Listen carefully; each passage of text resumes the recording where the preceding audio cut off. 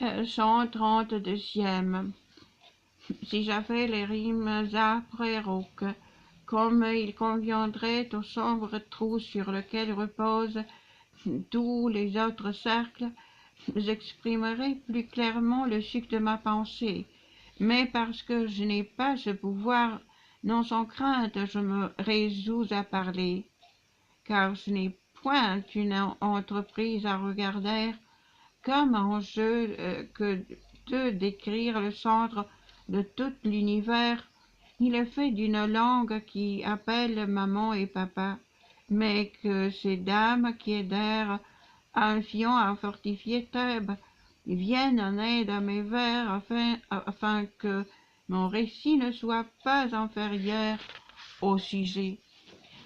Ô plèbe maudite plus que toutes les autres et qui demeurez dans ce lieu dont il m'est pénible de parler, mieux eût valu pour vous être brebis ou chèvres. Mais quand nous fûmes au pied du pays obscur, beaucoup plus bas que les pieds des géants, comme je regardais encore les hautes murailles, j'entendis une voix me dire « Surveille tes passes, tâche à ne point fouler de tes pieds les têtes de tes frères misérables et lassés. » Sur quoi je me tournai, je vis devant moi et sous mes pieds un lac qui était étangelé, avait plus l'apparence du cristal que de l'eau.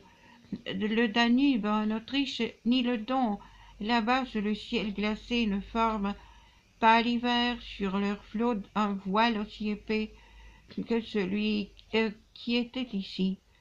Car si le tabernique ou la pietrapoine y fusse tombé, il n'aurait même sur son bord produit un seul craquement. Et comme pour coasser, la grenouille se tient la tête hors de l'eau, dans la saison la villageoise rêve souvent qu'elle va glaner, livide, les ombres douloureuses étaient enfoncées dans la glace jusqu'à l'endroit où se marque la honte, claquant des dents comme des cigognes du bec. Chacune tenait le visage baissé, mais le froid se manifestait par leur bouche et par leurs yeux, la tristesse de leur cœur. Quand j'eus un peu promené mes yeux autour de moi, je regardai à mes pieds, je vis deux damnés si étroitement serrés qu'ils confondaient leurs chevelures. Dites-moi, vous qui étreignez ainsi vos poitrines, dis-je, qui êtes-vous? Et ceux-ci renversèrent le cou, et lorsqu'ils eurent leur visage dressé vers moi, les larmes qui auparavant emplissaient leurs yeux perlèrent sur leurs paupières, mais le froid les y saisit et les congela.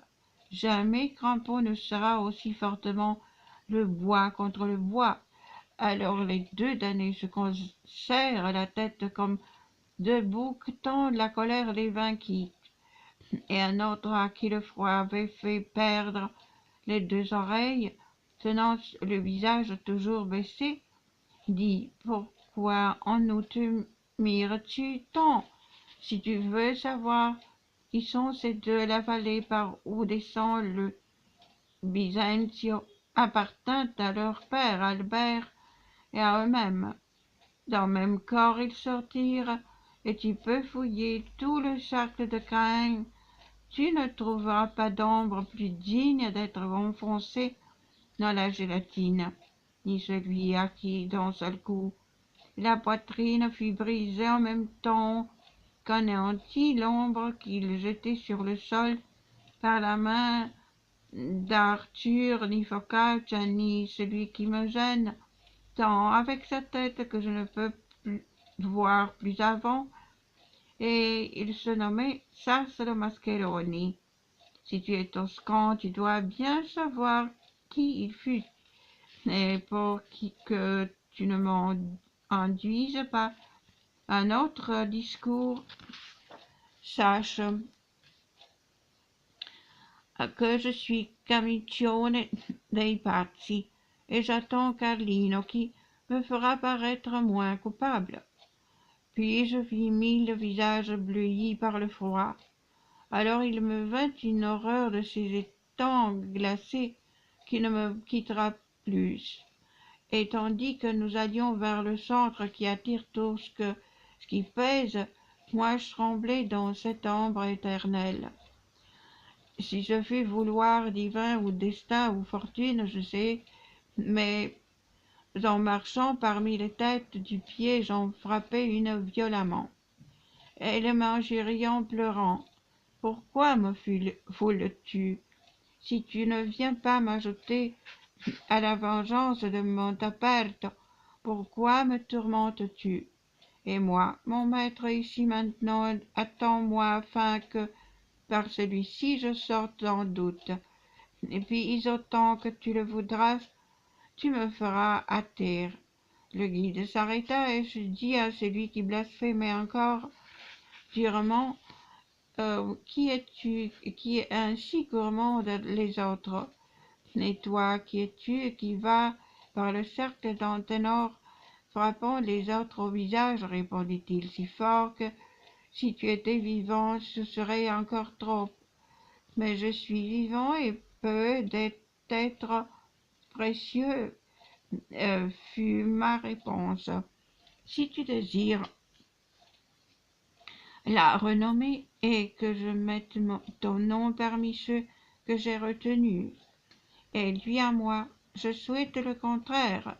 Éloigne-toi d'ici et ne me cause plus de peine, car tu sais mal flatter un chevalier. Alors je le pris par les cheveux de la nuque et dis, il faudra que tu te nommes ou qu'il ne te reste pas un cheveu sur la tête. Je vois lui à moi. Quand tu m'arracherais les cheveux, je ne te dirai pas qui je suis, ni ne te le ferai voir si même tu frappais 1000 coups sur ma tête. J'avais déjà en main ses cheveux roulés en avait tiré plus d'une touffe tandis qu'il glapissait avec les yeux toujours fixés en bas. Quand un autre cria « Qu'as-tu, Bocca? Il ne te suffit pas de battre des mâchoires, il te faut encore glapir. Quel diable te touche? À présent, dis-je, je ne désire plus que tu parles, maudit traître, car je porterai de toi ta honte des nouvelles véridiques. Va-t'en, répondit-il, et raconte ce que tu veux. Mais n'oublie pas, si tu sors d'ici, celui qui vient d'avoir la langue aussi prompte. Il pleure en ce lieu l'argent des Français.